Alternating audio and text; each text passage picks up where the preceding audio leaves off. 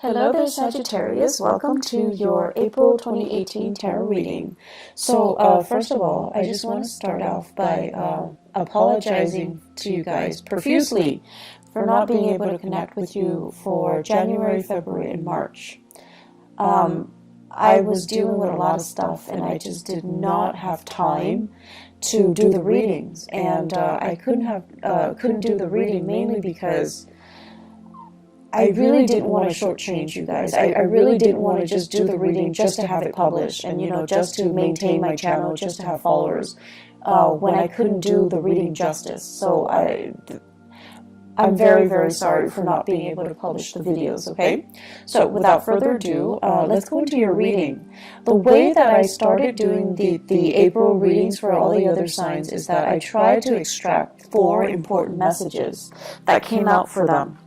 I shuffled out your spread, and surprisingly, I'm not able to do the same method, so I'm going to change my method for you guys. And I just want to use more of a storytelling type of a method, okay? So let's just go back in time a little bit. Now, I feel many of you have emerged from a situation that left you feeling very emotionally, empowered, a lot stronger, and you learn a lot about yourself. And I feel like, this is the past 3 years, that Saturn in Sagittarius energy. And what did that do? It made you a lot more independent. You're able to do a lot of things on your own, and it's made you kind of very resilient to the point where you're like, I don't really care what you think about me. I like me, and I'm okay with that. And I feel like your sense of social awkwardness, you don't care how people see you. And you don't care how you relate to your body. I feel like some of you might have been a little bit clumsy, and you became less clumsy. And I know that sounds weird, but I feel like a lot of it has to do with just this inner sense of calmness and confidence.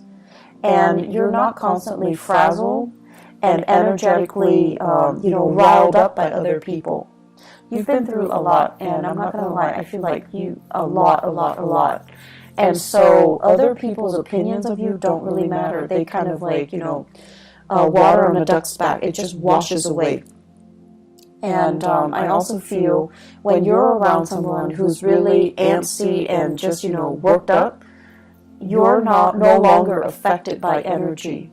So even if they do things with such an immense sense of urgency, you're going to start to do things at your own pace. You're going to start to, dictate how things are getting done. So I do see what Saturn did for you was emotionally, honestly, it made you guys a lot less naive. You have a very happy-go-lucky way about you, where you guys are really honest, you're very truthful, and in a way you see the best in people. And Saturn knocked some sense into you, where it made you a lot more cautious about who you trust with your secrets, and who you can entrust with your time in your life. And so you guys became a lot more, weary of people, but you're a lot less naive. And then on top of that, you're a lot less self-conscious, you're a lot more confident, and you're a lot more sure about what you want. Okay? So it's a maturation process. And I know the past 3 years have not been easy. But in hindsight, you're looking back now and you're just like, I can't believe all of those things happened to me. And I can't believe I'm okay.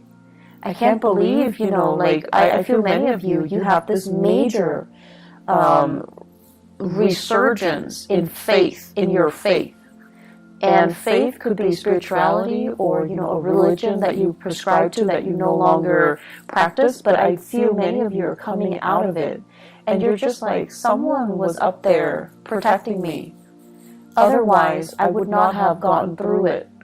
And I feel like in your darkest hours, too, you held on, you held it together, you really utilized, your sense of humor, and that helped you get through. But all along, it was this sense of faith, okay? Faith that there is that light at the end of the tunnel. There is something out there that's better for you. And there is that sense of trusting that the universe didn't just put you through the situation without a reason, trusting that the universe is prepping you and strengthening you and fortifying you for something else that is much better. So that was, the past 3 years. And let's talk about this present moment in time. I feel like many of you are in danger of shutting yourself off. I see you kind of going home, closing the blinds so that your neighbors don't look in. I see many of you, spending your weekends. Family it's your haven, it's your refuge. They're people that you really, really trust. And so you feel at ease with them. But I see many of you spending your time alone. Okay? Like doing whatever it is, but I feel like you're alone because you love the peace and quiet. You love the stability and the predictability. And you love being able to let your guard down because you trust yourself, right? But there are things here that indicates to me isolation that might not be altogether good for you. I do see on the flip side of this, you have people that are just like, hey, do you want to grab lunch? Do you want to grab a movie? You want to catch up? Do you want to have, girls' night, guys' night? Do you want to hang out with us? Do you want to, do certain things with us? And I feel like you're at a point where you're just like, if I like the activity, I'll do it. If I don't like the activity, I'm not going to do it. It's not so much about the activity. It's more about the social event. Being around other people. Needing to feel normal again. Needing to have a healthy social life. Needing to kind of like get out of your dragon's lair and see the sunshine. Needing to get more physically active. Needing to just, as a fire sign, needing to feel that joy of living, joy of life when you're around good people. So you're at a point, unfortunately, what Saturn did was it made you really skeptical and kind of bitter about people, especially people that have really, really frivolous complaints. And the way that I usually look at this is kind of like first world problems versus third world problems, poverty, hunger, famine, things like that. And then you also have the first world problems. My iPhone's not working, my internet's out, things like that. So like relatively, it's really difficult for you to relate to the people around you and their what you perceive to be quote unquote frivolous concerns. And so you kind of put yourself in this bubble, and you're keeping yourself very, very isolated because it's hard for you ideologically to connect to them, to understand, to relate, to emotionally feel like you're on their same level. And you guys are so honest that you don't fake it, right? If you're not feeling it, you're not going to sit there and nod your head and be like, oh yeah, that's too bad. You don't do that. You're not a fake sign. And so it's really hard for you to sit with people and have a conversation and be engaged if you don't like the topic, if you don't like the people, if you feel like you can't trust those people. And so you've been just out of, as a defense mechanism, you've been keeping people at arm's length and picking and choosing what activity you will partake in. And honestly, you're looking for fun. So if the activity is fun, you do it. If not, no matter who's there, they're not going to drag you out of bed. You're just not going to do it. But try your best to say yes. Say yes to all of them. Say yes to as many as you can. Say yes to reconnecting with a community of people. Working on your social skills. Allowing yourself to feel carefree again. Don't operate in this survival mode where we feel like everyone has hidden agendas. Or, in some cases, feeling as if I've been through a lot, these people are too young, they don't really have anything to complain about, to gripe about. I find their grievances annoying. Yes, it's annoying, but they're not bad people, right? And remember a few years ago when you told yourself that you like to be around good people, honest, decent, hardworking, good people? You're getting your chance right now, and I feel like you're saying no to it. Okay, so make these connections, reconnect with people, say yes to these invitations, get yourself out, open your blinds and greet the world. Okay, it is not good for you to keep your energy so contained. Being a fire sign, you need people. You need to be out. You need to do things. You need to, honestly, you just need it so that you're happier and not depressed. I see some of you, it's not so much depression, it's just like you need to do more things, okay? Physical activity, health issues. Health is looking really good. Your money situation, it's going really, really well. It's going tremendously well. So I don't see many of you struggling financially. You're in a really good space right now. You actually have a few projects that I feel you're dabbling in, and ideas, like DIY projects, creative projects, money-making side gigs. Those things are not really the problem. I do see health is going well, and you guys are really lucky. You have a fast metabolism, and you're generally very carefree, so I don't feel like you're a hypochondriac where you have shakes and shivers, where you feel like cold all the time. But I do feel it would be really good for you, now that we are heading into spring in the northern hemisphere. The weather is nicer. Go out and soak up some sunshine, okay? Get yourself more physically active. It's the right time to do that. I feel many of you might have been really, really blue during the winter season.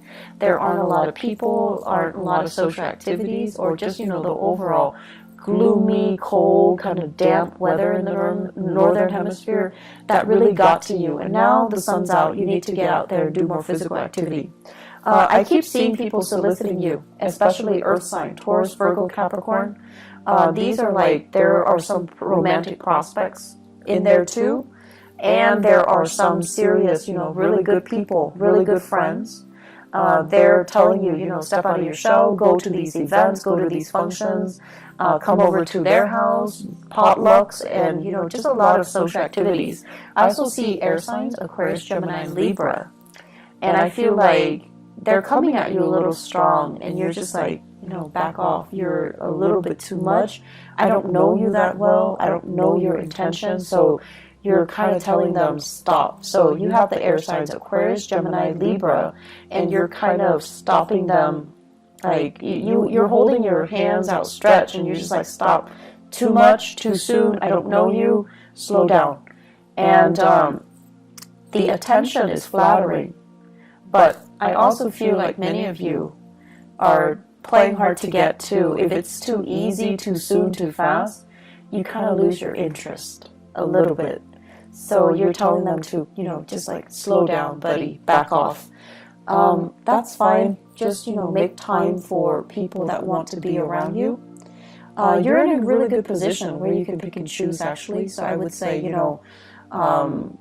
options are definitely plentiful in friendships and in love and dating, okay? The home environment, I'm seeing here, taking care of things and being in charge of your domain. Many of you are thinking about getting new things added into the house, living things, plants, animals, pets, okay? And I know they shouldn't be clumped into, the same category. They're very different with different sets of responsibilities, but I feel like many of you are thinking heavily about, do I want to have another child? Do I want a pet? Do I want more plants? What do I want to do? And I see beautification projects. Do it yourself. You might have children, they're coloring or painting, and you're plastering their artwork all over the house. You're doing some serious cleaning up and remodeling as well. So I feel like a lot of attention, a lot of activity in the housing front to make things better and you're doing it very happily, and you're really taking control and having a really good rhythm with your space. I feel like a house that is very clean, is very well kept, it's very disciplined, okay? So I don't see the house being super messy with pests and trash and garbage strewn about. I feel like you're taking really good care of your space, owning your space, and claiming your space. I'm also seeing as well, what we have here is, yes, you are making a lot of money. Like, financially, things are going really well. But I'm also seeing some of you are thinking about your career. And I feel like there are opportunities out there. You're comparing yourself with other people with the same, years of work experience as you, in the same industry. And they're moving on to making more bucks, like bigger money, like bigger, higher position, higher paying position. And they're also saying like a bigger pot, okay? So they're getting promoted, or they're shifting into a different agency, a different sector where there is more, there's more financial security. So what I'm seeing for some of you, for example, if you are a healthcare practitioner, like a nurse, a doctor, a healthcare provider, this is what I'm seeing. I see like a lot of people who are doing patient care. And then, your coworkers are telling you, well, why don't you do administrative stuff instead? The money is better, the hours are better, there's less strain, less long shifts, and it's a lot more consistent, it's a lot more stable, and you can get jobs anywhere. And so rather than being a nurse, when you're working with intake and patient care, you're shifting to become an administrator in a hospital, in a medical facility as well. So the job is, different, but I feel like the degree is transferable, or your skills are transferable into more of an administrative role. And the administrative role has more money, more opportunities for growth, better hours. And I feel like some of you are really, really thinking about long-term career. So you're shifting. And you're also, I'm sensing, like, this is not just for those in the healthcare profession. I see going from something that you're just like, I like it, but it's a little bit too emotionally up and down, unpredictable from one day to the next. Like, the job itself, it's great, and you loved it at one point. But right now, you're just like, I don't know what else I want, but I think I want more. I think I want a job that is stable from one day to the next. And then I also feel like what that Saturn transit did for you guys is, you wanted a job that was very dynamic in the past. You wanted, a job that's not predictable. So you wanted something exciting, and it would be changeable from one day to the next. It would be different from what all your friends or your family members are doing. That was appealing to you. And then with the whole Saturn transit, what happened was that now you've gotten a taste of that, and you realize from one day to the next, if it's constantly unpredictable, yes, it's fun, but it's also emotionally such a roller coaster, right? So now I want stability. I want predictability. I want the boring job. I want something that has, just a lot more stability stamped on it. And that's why you're shifting into more administrative things rather than dealing with people, dealing with patients, dealing with cases, where it's fun, but it's just a little bit too much of an emotional roller coaster. And at this point in your life, you're just like, I'm getting older. I think I'm okay with that roller coaster. And I also feel for many of you, after getting out of a significant relationship too, you're just like, I'm okay. I want stability. I don't want it to be too exciting, and I don't want that emotional roller coaster. I feel like many of you have been or were in a relationship here. I feel we have here a water sign, Pisces, Cancer, Scorpio. I have a Virgo, and I also have an Aquarius. So Pisces, Cancer, Scorpio, Virgo, Aquarius, those might have been the past relationship partners that you've had, and things were too turbulent, and you're not really missing that, okay? The career situation, there will be many jobs on the offer for you. So if you are thinking heavily about a shift in your career, I do see May coming in, like it's coming in front and center. So it's right around the corner for you guys. I also feel as well, really good jobs coming through, like jobs that will offer you that stability, okay? So if you're trying to establish that work history, I see things coming in the month of May and then June.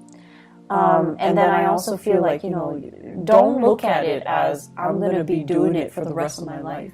I feel like you might do it for a few years, possibly 3 years. And then, you know, you have that management supervisory experience under your belt. And then you can move on and find something else too. So it's not going to be that final destination. It's still, you're still trying to find things out, okay? So maybe after those 3 years, then you're going to be like, oh, that's a little bit exciting. It's a little bit stable, but it was kind of boring. Now I'm ready to go back to, you know, that unpredictable job, that emotional roller coaster of a job. So I see a lot of, you know, back and forth here, and there is nothing wrong with that. So don't tell yourself that that's abnormal to want these things and then to kind of go back on your words, okay? There's nothing wrong with what you're doing. If you want to take several years and to have like a change of pace in your work environment, that's fine. You're not doing anything irresponsible or reckless. And if you need that, that's totally fine. The only danger is, you know, other people are in a specific situation and they hate their job, but they're so fearful about leaving. You're being proactive and you're leaving before it gets stale, and you're leaving because you know you need something else. You need a change of scenery, whatever that might be, okay? So May, June, great career moves, okay? Great career months. The month of July, I also feel like you're getting some feedback as well, but I feel like they're saying they came belatedly. So I feel like you're going to be accepting something in May and June. And then the July timeframe is when some of you might be undergoing some type of a training program or a job offer comes in and it's kind of like below expectation. So that's in the month of July. In terms of, let me see, I keep seeing a lot of relationships here. I keep seeing like a sharing of assets, financial divvying up, or like a split when it comes to assets.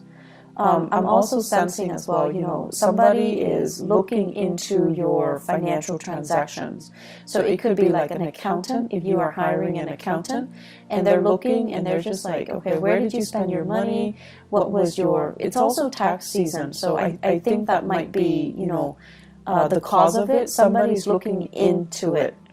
And they're looking at your medical bills in particular, and they're trying to, you know, figure out like what's wrong with the medical bills.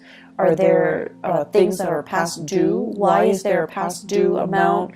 And so I see a lot of paperwork, a lot of back and forth, a lot of phone tag between you and possibly a medical healthcare like provider that created the invoices or generated the invoices, and you're going to have to go back and forth with them, digging through multiple invoices in order to resolve things. But I also see a specialist, like a possibly a tax preparer, look into your medical bills, look into your financial expenditures as well. It is Mercury Retrograde. If you are filing any type of, you know, financial packet, if you're filing anything, you need to look through it with a fine-tooth comb. Okay, you need to go through it. Mercury retrograde is when we are really prone to being careless and not making mistakes. And making mistakes. And I can't talk either, so my apologies. We're very careless. and the people that do things for us, they're also very careless. So it's pertinent to look over documents very, very, very carefully before you submit. Now, I know Sagittarius, you guys are really impatient. If it takes you like 9 hours to get something done, once it's done, you send it out and you never want to look at it again. You're done. You don't want to look at it. It will literally kill you to have to look at it and proofread it and revise it. You need to revise it. Ask somebody if you're not able to do it. But you need to revise it. I can't stress enough. You have to do it. You just have to suck it up and do it, okay? I know it's not fun, but it's important because you don't want this to come back and bite you 3 months down the line, okay? One last thing here. You know, you guys are like, at this point, I just feel like you've been through some things and you're skeptical of people. And you are also at a point where emotionally, you're just a little bit jaded. You're just a little bit jaded. So that means you don't want to appear sensitive and needy and too emotionally available. You might have been taken advantage of in the past, and now you're approaching, you know, relationships and social interaction with a jaded pair of eyes, okay? So you're just like, this person is too whiny. The other person is too picky. The other person is too pretentious. It's like you have this laser-like focus and you're able to read people really well. I don't know if that's a good thing or a bad thing for you, Sagittarius, because I feel like, yes, you have always been very perceptive, but I also feel, you know, the thing about you is you love to be around people. You're understanding, and you know everyone can't be perfect, but you still accept them. But whatever you've been through in the past 3 years, it's made you feel really jaded. It's made you feel like, you know, almost like you don't want to be around people. And it's made you cultivate this facade or this, you know, identity that you fear connection. And you don't want to appear like you're too emotionally available or emotionally needy. It's almost like telling people up front, I'm talking to you, but I don't need you. So don't you ever think that I need you, because I don't need you. But then again, you do need that social interaction. So in a way, you do need the other person. So try to be a little bit more laid back, a little bit more easygoing. You don't have to show you're vulnerable. You don't have to show you're needy. You don't have to show, you know, anything that you're not. You just try to relate and reconnect with other people, okay? Aside from that, they're saying here competition, really strong competition. So I feel like there's something going on.